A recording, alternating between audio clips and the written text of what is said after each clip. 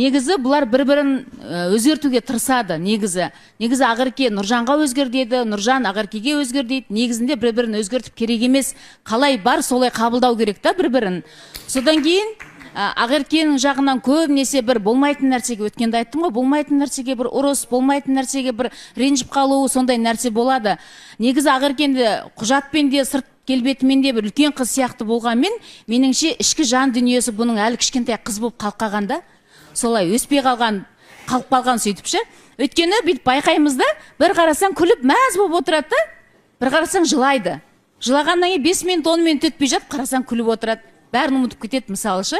Сондықтан да тек өздерімен ғана жұмыс істеңдер деп ойлаймын да мен. Әркім өзімен жұмыс істеу. Ақерке өзіңмен, Нұржан өзіңмен. Бір-біріңді ешқашан өзгертіп керек емес. Енді жаңа айтып жатыр ғой, Балауса ханым, Ғалымжан енді жылап сөйтіп түсіндіре ма деген сияқты айтып жатыр ғой.